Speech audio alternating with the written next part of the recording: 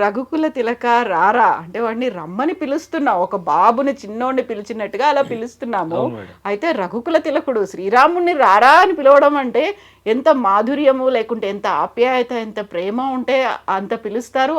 మీ వాయిస్లో కూడా అది పలకడం అనేది ఎంతసేపు ప్రాక్టీస్ చేశారు మీరు? మరి ప్రాక్టీస్ ఏం లేదు మేడం, ఆ పాట సింగిల్ టేక్లో పాడే నేను. మ్మ్. అయితే విషయం ఏంటంటే భక్తి నవ విధాలైనటువంటి మార్గాలు. అవును. అందులో మనం భగవంతుడి దేవుడు అనుకుంటే దూరంగా ఉండి పూజించి నమస్కరించి సాగిలపడి మొక్కుతాం. అవును. మనం సఖ్యం అని ఒకటి ఉంది, సావాసం చేయడం భగవంతుడితో, మనం ఓన్ చేసుకోవటం. భగవంతుడు మా ఇంట్లో వాడని మ్మ్. అట్ట ఓన్ చేసుకున్నప్పుడు ఇప్పుడు మీరు రామదాసు కీర్తనలు ఉంటాయి, ఎవడబ్బా సొమ్మని కులుకుతూ తిరిగేవు రామచంద్ర అని. మ్మ్. అవును. మరి అంత మాత్రాన భగవంతుడిని తిట్టినట్టేనా రామదాస్ గారు? కాదే. అది లోపల ఉన్నటువంటి ప్రేమ. ఆ. నేను కొంతమంది నాకు కామెంట్లు వచ్చినాయి మేడం, మ్మ్. అంతలావు దేవుణ్ణి పట్టుకొని రారా కొండసం రారా పోరా అంటున్నావు, ఇది ఎంతవరకు న్యాయమని కామెంట్లు చేశారు.